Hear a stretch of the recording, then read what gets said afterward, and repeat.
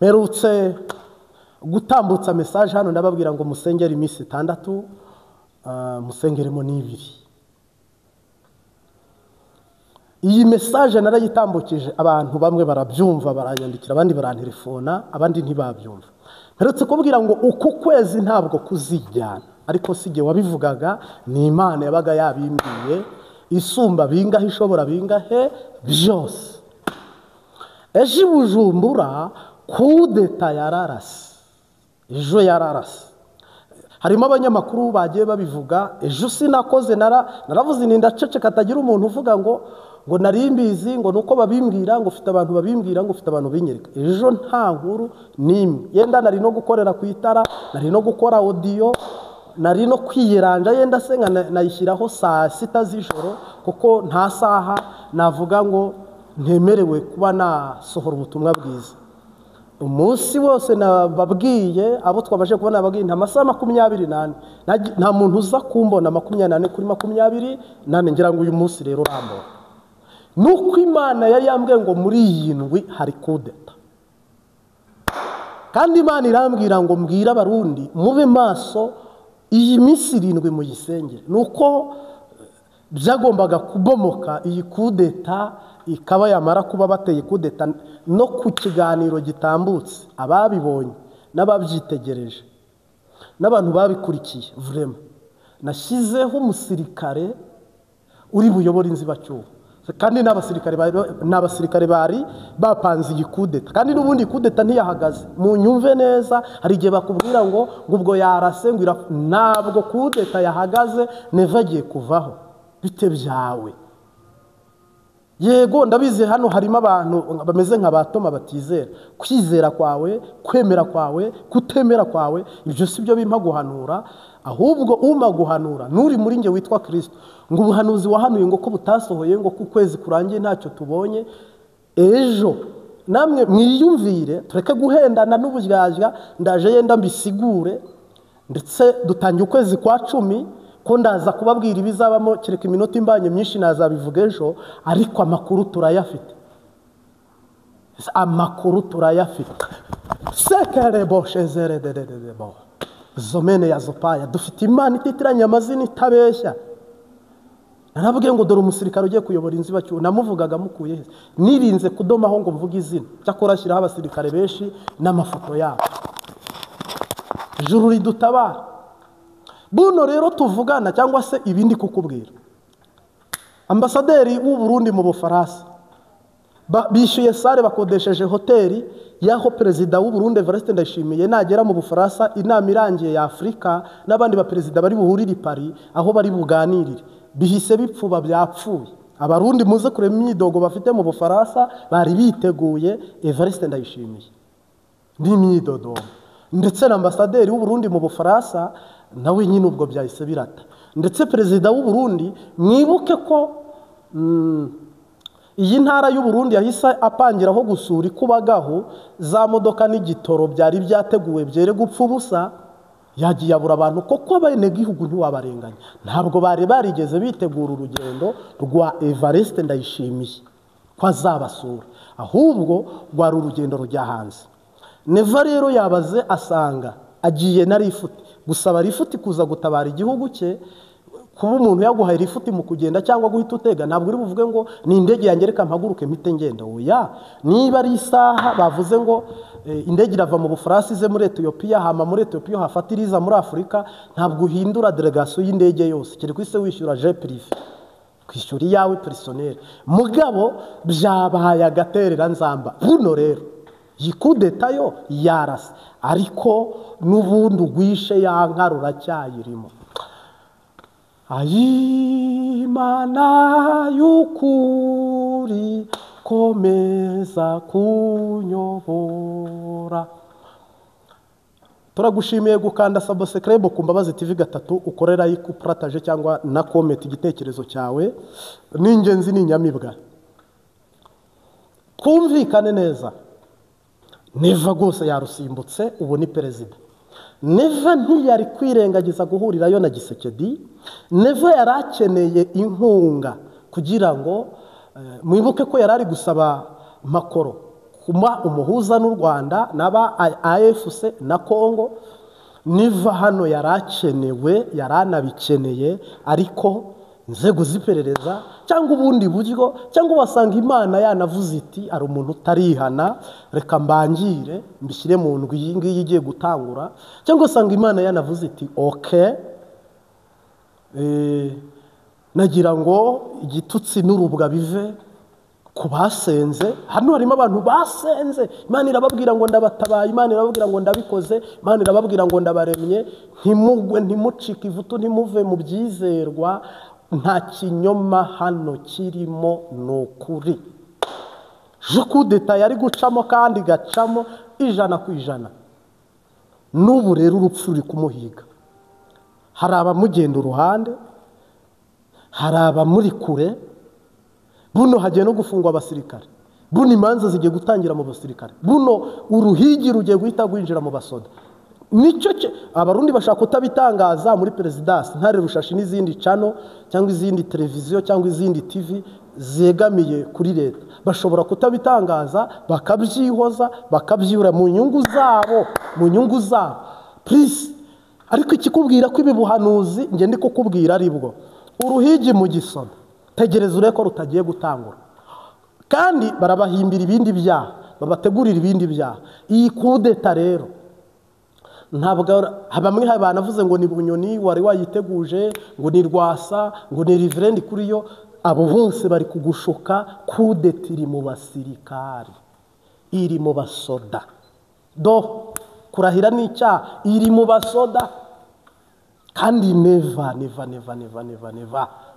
ko byagenda kose ugiye kuvaho shuti yanjye, ugiye kuvaho ahubwo nuko ugiye kuvaho nawe. Iyi ngoma ya neva rero, buriya barundi baracecetse, barundi babuze ayo bacira, babura nayo bamira, bari gusoma nturi. Rero nkubwiye ibintu nzi, narababwiye ngo uku kwezi kwa 11 hazaba iki wibaza. Ntitududurira ko, ntitugira ko, mugabo abumva barumvaga ibyo umuntu ari kuvuga, n'abadede n'imbonera kure zirabizi. Buno rero uru ruhigi rugiye kujya mu basirikare no mu bapolisi, nirwo ruzakwemeza ko ibintu bwira ari byo. None se bari gutera kudeta ingabo zitari muri Kongo? Sinababwiye ngo ingabo ziri muri Kongo ntizizavayo, zizaza byarangiye. Ubwo se nakubwiraga ibyo Imana itanyeretse ntazi. Sele boke shezerede, ibyo nakubwiraga nuko mbizi.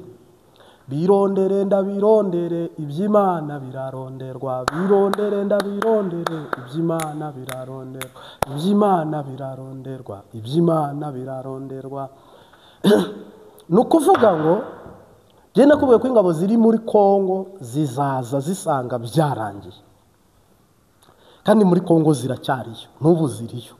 Ariko neva iki kiribonekeje rwose, iki kiribonekeje neza. Ukwezi kutararangira, misi nababwiye si 6, sinabitangaje kuwa kangahera, kuwa 2 hashize. Uze gukurikira muri izi video uraza gusanga ahantu nababwiye imisi 6 mbabwiramo n'ibiri. Ibiri yari yuko ejo hari kuba kudeta, hahise uyu munsi ukaba wo gutangaza no kubimenya ko abayiteye. Niyo mpamvu rero nababwiye ngo imisi 2 ni 6, ariko mvugira mu migani. Ababyumva barabyumva, batabyumva ntibabyumva. Iyi rero yarase rwose. Ibisigaye je narababwiye ngo kandi hari inama iri Kenya, Uganda, Rwanda, amafaranga mu Burayi, amafaranga muri Amerika. Ofete hari abarundi bicariye igihugu cyabo gutora inyishyu, nkuko n'abanyarwanda bahagurukira ibibazo byabo, gutorera igisubizo ibibazo byabo. Uburundi burabyicarira, u Rwanda rukabihagurukira. Muri abantu babagabo. Buno rero tuvugana, ntabwo umugambi w'Imana ntiwahagaze. Umugambi w'Imana ntabwo wahagaze.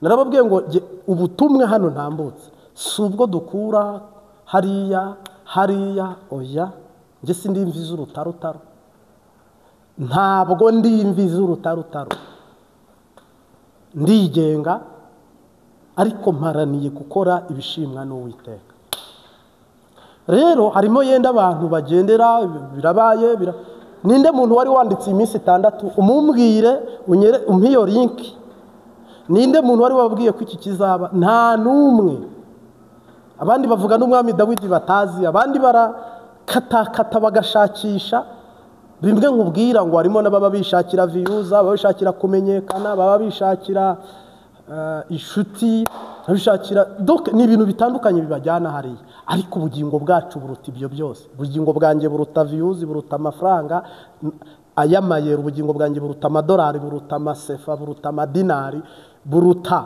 bashiringi buruta n'amanyarwanda ubugingo bwanjye buri hejuru cyane cekarebo shezeredererebo hejuru cyane nawe ubugingo bwawe bube hejuru mu izina rya Yesu Kristo ntuzagurishe ubugingo bwawe ibiharagi oyaye niyo mpamvu rero nababwiye ngo neva n'umuryango we baryama bataryama narababwiye ubushishi nti bunimbe baziri gukungura ibihuna n'ibindi bintu bya bintu byose bisura nabi ibimenyetso bimaze iminsi bikatuko sha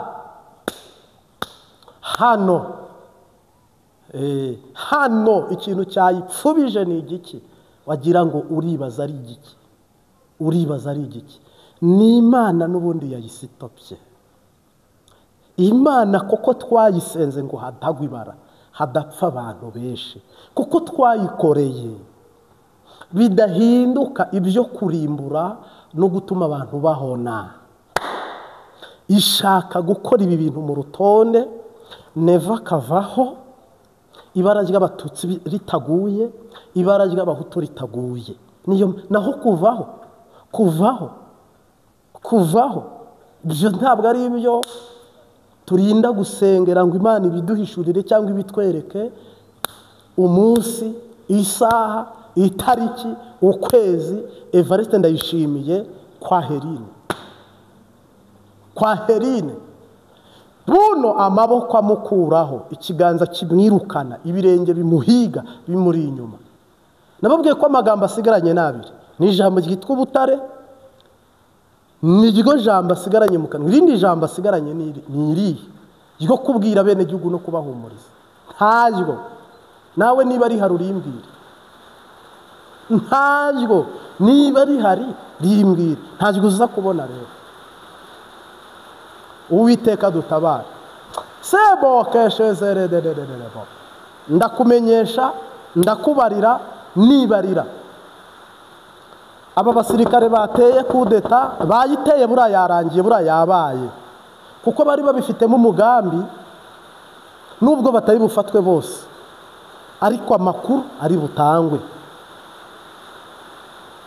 abari bagiye kujya ku butegetsi sori imvura iraguye gato abari bagiye kujya ku butegetsi sinzi ibibazo kw'ijuru ritari ryamaze kubibemerera abari bagiye kuyobora inzibacuho sinzi impamvu yabiteye ariko buno Burundi uyu munsi ni Vanderedi ejo samedi bwari ko bufite perezida mushya w'inzibacuho narabitangaje uko binanditswe ni perezida w'inzibacuho mu Burundi none se nabivuze mbikuye he wibaza byari bivuye he ese mwabonye imodoka y'ikize imodoka ya igisirikare cy'u Burundi cyakoze niyo mpamvu umuntu yandikiye ngo wabimenye ngo ko bari kumurika imodoka ze sana tureye imodoka batashye ese niyi nayibonye iyi si yo twaribaga nijoro ejo haramuntu iyi ni rifani imodoka rifani ni igisirikare iyi nayibonye rifani ibigendera ku mapine 3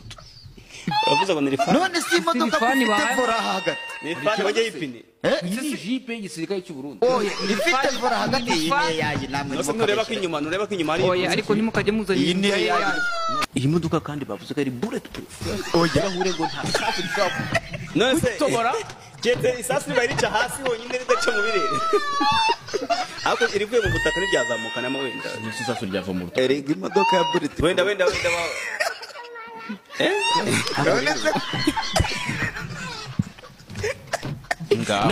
imodoka itabiriwe n'amasasu. Njye mfite umukizo uvugira ku Mana, inshuti idahana singizo n'isi, iteka arandinda akankingira n'ibyago, icyamubaka umukiza wanjye. Njya ninginga Imana ngo ikwereke Yesu umwakira, niko musabira.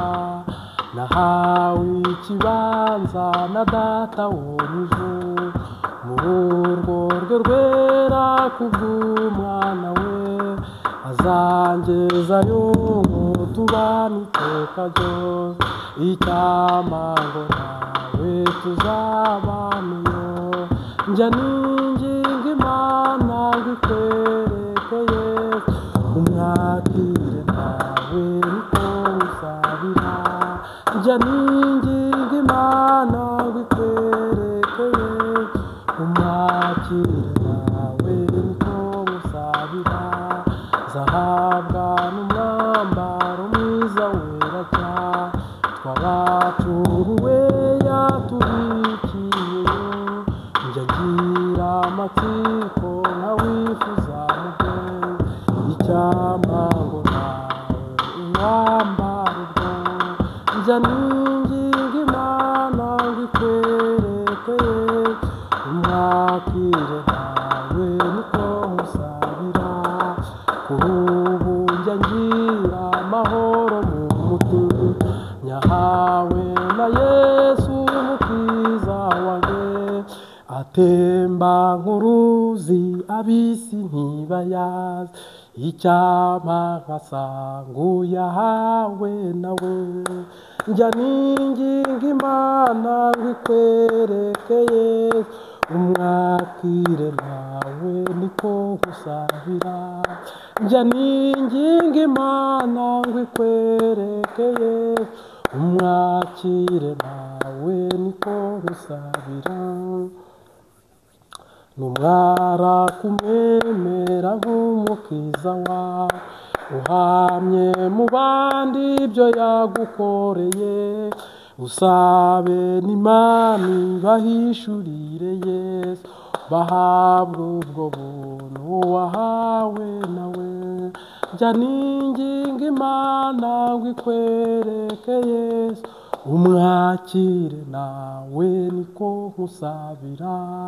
Njya ninginga Imana ngo ikwereke Yesu ngo umwakire, nawe niko musabira. N'icyifuzo, uyu ni umuririmbyi wa 74 wagize icyifuzo cy'ibyo we yagezeho, natwe arabitwifuriza, nanjye ndabikwifurije. Yego, ntabwo duteba, ndagaruka hano mu mutima w'umuntu. Umutima w'umuntu n'ubwenge bw'umuntu, umutima n'ubwenge bw'umuntu ni ibintu bibiri ngiye kuvugaho, ariko ndabivuga mu buryo buteye uko. Umutima ni ikintu gihatse ibintu byinshi, n'ubwenge buyobora ibintu byinshi. Rero Yesu iyo avuze, Imana iyo ivuze kenshi na kenshi, inkingi z'iyi nzu yitwa urusengero rw'Imana, inkingi za mwamba zihaguruka mu cyubahiro no mu butore, mu buvanganzo, mu buhizi, ni ubwenge n'umutima. Salomo yasabye ubwenge. Bibiliya rero ikavuga ngo dore umutima wanjye ukunda ukamwishimira, uwitwaga Dawudi cyangwa se Dawidi. Umutima Bibiliya ifite icyo uvugaho ntari bujye muri detaye, n'ubwenge Imana ifite icyo bivugaho ntari bujye muri detaye. Ibi bintu uko ari bibiri, niba uri kujya mu ijuru, kimwe muri ibyo kirwaye ntabwo uzarigeramo. Ibi bintu uko ari bibiri, ukaba wubatse urugo, kimwe muri ibyo gifise ingorane, ntabwo urugo uzarushobora. Ibi bintu uko ari bibiri, kimwe kikaba gifite ibisekuru cyangwa abarozi babyibasiye bakabiboha uko babyumva cyangwa uko babigomba, umenye ko utazagerayo. ndakuhamiriza uko nyine, kubera ko nuza gusanga urasanga ibintu byicwa no kutagira ubwenge. Bireba ngo abantu banjye barimbutse bazize kubura ubwenge. Kandi umutima utizera Imana ariko ntuhimbara Imana. Ni ijambo rigaruka inshuro nyinshi muri Bibiliya, ariko genda rivugaho mo gake cyane, kuko ndiho yantumye ngo mbwira bumvira. Ndiho yantumye ngo mbwira bumvira, n'abatumvira muzibonanira. Ni ukuvuga rero umutima, ubwenge ni ibintu bibiri bihatse ibisigaye byose. Umuntu akurusha ubwenge arakuyobora kandi akagera iyo utagomba kugera. Iyo umuntu akurusha umutima nabwo rwose arakuyobora. Byo rero ntibisigana, ariko ni ibintu bikurimo uko ari bibiri. Verifiye uko bikora n'uko bigenda, activite yabyo, circulation yabyo, muvoma yabyo, niba dirija ari umwuka wera. Nakwambia utafika, urashyika rwose. Rero ndagaruka hano, nimubona hano dufite abavugabutumwa biyambiza rwose, biyambiza uhoraho atabara. Dufite abavugabutumwa baca amafaranga nk'uko Sazari ica amafaranga, ndetse harimo n'abarusha Sazari. Dufite abavugabutumwa bajya kugura ingabire, impano muri Nigeria no muri Tanzania n'ahandi hose, bagakorana n'ibintu by'abapfumu cyangwa se ibintu by'amarozi. Abo bantu nuza kwitegereza bipfira ku mutima, bigapfira mu bwenge. Mu busanzwe ntushaka gufata ijambo Yesu Kristo ngo urisimbuze shitani.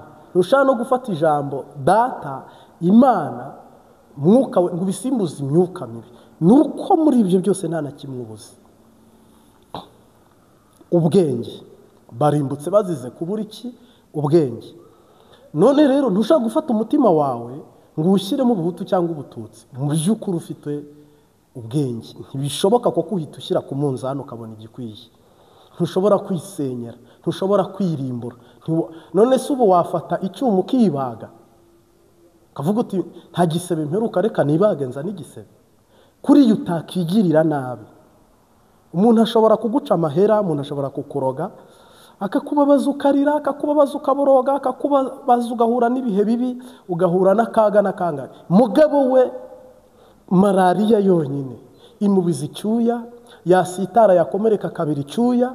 Ofete nta muntu wigirira nabi. Niyo mpamvu nujya kuraguza n'abiyambiza n'abakora ibizira n'abagira bate, abo bose nuko byapfiriye mu bwenge. Ibindi bipfira mu mibare mibi umuntu abara, akafata ubugingo bwe akabugurana ibyo agomba. Uhoraho adutabare. Ndavuze ngo uhoraho agutabare, antabare. Rero ikizira kimaze kwinjira hera. Niyo mpamvu mu rusengero umwanya wabaye muke wo kwigisha, hasigaye wo kubwiriza, hasigaye misa. Umwanya wabaye muke. Uzarebe iwanyu korari yihagurutse kuririmba, barababwira ngo ikorasi ngufi. Nimutera nini cyane ubwo indirimbira birangiye. Ofete iriya korasi nini, buriya abaririmbyi bateye ikorasi ya mbere. Nanjye ndi umuririmbyi, nkunda kuririmba, n'aha naririmbye. Iyo umuririmbyi ateye ikorasi ya mbere, agatera iya kabiri, agatera iya gatatu, igihe amavuta akorokeye nicyo aririmbira. Iyo aririmbye arahanura, aranezera. Mugabo ubu dufite abantu barimita, bamanitse isaha mu rusengero, izindi bazishyira ku maboko, izindi ziri muri telefone, impande zose ni isaha, ni isaha. Uzi gusanga no muri ayo masaha makeya dufite yo kwigishwa, amahera bayashyize imbere. Ufise gutura cyane, n'ufite icyo atanga baramugira mwarimu, cyangwa bamugire pastor, cyangwa bamugire revera pastor. Urwego rwacu rwo muri ADPR nta by'ababishopu bibaho, cyangwa se Pentecoste. Habaho izi nzego nyine z'abarevera pastor n'umuvugizi cyangwa se representa. Ni ukuvuga rero umucyo buno ibindi kubikora ku mucyo, buno ni ku manywa. Mugabo mu kanya 18 z'umugoroba, ijoro ritangiye, iri joro niritangira umucyo uragenda uvamo hagere mu ijoro aho umuntu atakibasha gukora. Noneho rero ibi nabyo birasa naho nagushushanyiriza iki, uko Mwuka Wera itorero rigenda rimurimita, rimufunga, rimusitopa, rimurwanya. Ntabwo Mwuka Wera ubwo ari wafashe icyemezo ngo ave mu ishengero, ahubwo nitwe ubwacu n'abantu bwabo bafashe igihe cyo kutemerera Mwuka kumuha espace, kumuha ikibanza ngo abayobore, abatware iyo agomba mu ijuru, koko arizo nshingano yahawe. Mwuka Wera ni umufasha wahawe inshingano yo kutugeza hehe? Mu ijuru. Ariko kubera ko abantu turi babi, abantu bigoye, abantu biruhije, abantu byanze,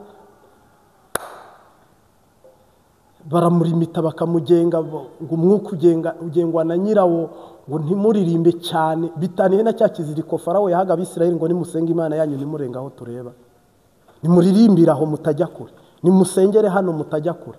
Mu rusengero usenze iminota 30 baza kugukoma ngo hewe nguri kuro uratwaye igihe, ntabwo ubutaha bongera kuguha gusenga. Ubwo duhita dutangira gusenga ibimeze nk'umugenzo n'umuhango, niho umuntu atangira kuvuga ngo Mwami Yesu turagushimiye udutangiriza iteraniro narisoze, ufashe uyoboye n'uyoborwa. Amen. Ntabwo yari amasengesho yo gusengera itorero ngo ibindi mubikorere mu mazu yanyu. Harimo n'abatazi gusenga aho mu mazu yacu, mu mago yacu. Harimo n'abatazi gusenga ku gatumba babimenyera mu rusengero. Ngo ibindi muzaze ngo tugira amasengesho y'akarago. Niyo mugeze ku karago naho umwanya uba wawundi, ntabwo haza disikuru umuntu akakubwira uko yariye inyama akazivuga akazirangiza, akongera akakubwira uko yanyweye amata akabivuga akabirangiza, akakubwira uko yakize, akakubwira uko yakenywe. Umwanya wacu karangirira muri ibyo, cyangwa bagashyiraho utabizi ariko utanga icyacumi. Ntabwo umunyemwema azahaguruka hari umunyamafaranga, haguruka umunyamafaranga. Rero icyo shatse kuvuga ni iki, ubwenge ko butari mu ba pasitoro barongoye, umutima ntubabemo, ishengero riri kugenda igwa hehe? Mu cyobo. Niyo mpamvu mu buhanuzi mperutse gutambutsa nababwiye ngo Pentecost ari yo mu Rwanda ari n'iyi Burundi zizasenyuka zongere zitangirire aza. Imana izobomora yongere yubake bishya. Ndetse ubwo ari gihe bibomoka bikabomokana na ba nyirabyo kugira ngo mutanduza n'abandi. Ntabwo Imana ikosora ikintu ngo igikosora ihereye ku nzara, ihera kuri source, ku isoko, yarangiza igakosora ibyigo yarangiza igakosora ibyigomba gukosora biri ngombwa nyine. Uyu munsi rero ndakubarira nibarira ko Yesu araje guhigura n'abapastori bigisha. Hano hari amadini, Imana idutabara, rero amadini menshi akorana na shitani. Abantu rero nyuma y'uko Mwuka Wera avuye mu ishengero hagasigara ibyihebe, ubu mu rusengero hasigayemo abafite Mwuka Wera ni ibyihebe, nerikayide, ni twebwe nyine abantu batinya bakabangwa aramvuma reka cyangwa se mureke reka, donc bakakugwanya bakabura uko bagira, bakakubona ko nyine warangiye, donc wowe wacanganye byarangiye. Mugabo undi muntu wari we wese baramuganiriza ngo wumviriza muta ngo rega ngo ujye ugenda bukebukeya ngo ahandi naho uraza urondera umwanya ngo ubishyire pasiteri ngo ibyo bintu abiverifiye ko ari byo, ngo kandi ngo urebe n'undi muntu ngo abikotorere ko ari byo. Iyo modoka umpaye nta perimi, Imana ikasukaho amavuta ikamu buhanuzi, nkabura Mwuka Wera ubugenga, umwenda waratabutse, umuntu ntegereje uzayobora Imana iri muri nge atari Mwuka Wera wundi ninde Yesu yohereje uzaza dutegereje? Uwo nari ntegereje ni Yesu yaraje, umwenda wagomba gutabuka waratabutse. N'umwana muto uzi gusenga Imana ntabwo azagira ubwoba, azafashwa no gusenga. Ndetse n'umwana muto uzi gusenga Imana ntabwo azagira ubwoba, ubwoba azafashwa no gusenga kandi ntitwibagirwe yuko aho tujya hose yuko gusenga kwacu kugera ku Mana Data kandi ntitwibagirwe yuko ni ukuvuga ngo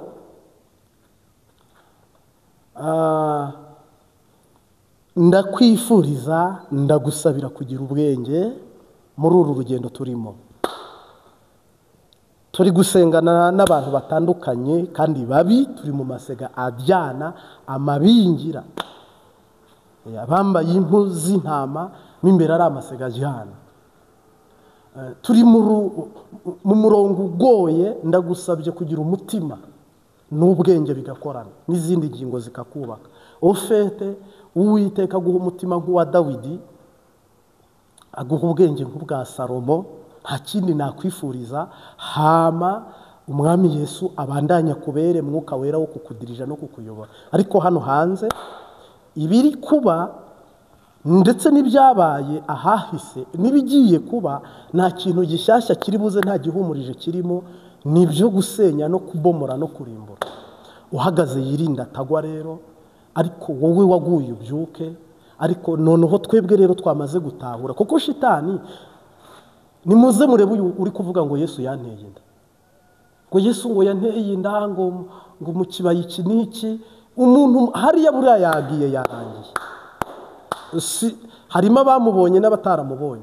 Uyu mumama muri kuvuga ngo Yesu yamuteye inda, ngo afite inda ya Yesu, ngo abana batatu, ngo Yesu ngo abapasiteri ngo bamutereye inda ngo mu kibaya. Izo ni impemu mbi, uko ni ukurindagira, ubwo ni uko nyine uragiye. Abantu bahagarara mu rusengero ngo ngiye ngo ufite nyashi, abandi bahagarara mu rusengero ngo ngiye ngo ufite ngo amabere ahagaze, abantu bahagarara mu rusengero bakihaya umubiri. Yewe wa mubiri we, yewe wa mubiri we, yewe wa mubiri we, ubwibone bwawe, yewe wa mubiri we, ubusinzi bwawe, yewe wa mubiri we, icyama nkazatandukana nawe, icyama nkazatandukana nawe neza. Undi muririmbyi waririmbye umubiri Gonzague yaravuze ngo umuntu utuye mu mubiri araruhije. Imvugo ivuye mu mubiri ni ukwifuza ko uyu mubiri biba mu muntu bikamubata, kandi akumva nacyo bimutwaye, nyuma byamara kumugaruka akibuka ko yari ari mu mubiri. Umukobwa utuye mu mubiri arirora akihindukiza, yareba amata yagatereka amaso, inzara agasiga ntiwarora. Nyamara iyo umubiri umuhindutse nta na kimwe cyongera kugaragara. Iwacu sino mubiri ubyumve nzagusiga, nubwo utubeshya twe turabizi uzabora. Naraguhawe ngo ukorere Imana, genda mubiri uzasigara. Ubwo n'umugabo avugamo umugabo, akavugamo umugore, akavugamo abasore, kandi nibyo rwose ari abasore uzagenda muhure mu nzira yaragangutse agenda atiyegura atihengeka, wagira ngo aragwaye atikoze umwambaro. Inshuti yanjye, n'umubiri wambaye ni icyondo. Rero nkwifurije umutima wo kuba uri umuntu udasanzwe. Hari imitima yoroshye, hari imitima ihindagurika, hari imitima irwaye, hari imitima yaboze, hari imitima shitani yinjirira buri gitondo buri mugoroba. Onodi Jezi, umutima wa Imana wubake. Hari ubwenge rero buva ku Mana buba mu muntu ndetse bukabera n'umumaro abandi. Mwifurije umutima n'ubwenge bituruka ku Mana, kandi uba umuntu muzima mu izina ry'Umunyanazareti. Ndagushimiye Data wa twese uri mu ijuru, uri igiti cy'inganzamarumbo risamba itarumba. Sekerebo shezerede, ushobora byose kandi waremye byose Papa. Icyubahiro ni cyawe mu isi no mu ijuru. Mana ya Aburahamu na Isake na Yakobo, haleluya haleluya. Ndagushimiye Mwana, ndagushimiye Yesu, ndagushimiye nyaguhora ku ngoma. Uduhe umutima mushya nk'umwari uri muri Kristo, uduhe ubwenge kuko turi kurwana n'isi n'umubiri na shitani. Hari inzoka yitwa uburiganya yahize Adamu na Eva, ihiga Yobu. Inzoka yitwa uburiganya ihiga Yosefu. Uburiganya, oh Yesu we, tudafite ubwenge sago twahambuka. rero uduha ubwenge mu izina ry'umunyanazareti, uduha umutima wo kwizera no kwemera. Urutonde ni urwawe mwami Yesu, mu izina ry'uwatubambe waducunguye, amen. Haleluya. Mbifurije umugisha mu izina rya Yesu Kristo. Dutangire ukwezi k'umugisha, dutangire ukwezi k'umugisha, dutangire ukwezi k'umugisha, dutangire ukwezi k'umugisha. Tugutangire dusenga, tugutangire twizera, dukiranuka, tugutangira n'ubwenge budasanzwe, ku kwezi tugutangirana umutima udasanzwe mu izina ry'umunyanazareti. Kwezi kw'icumi tepokeshe zere de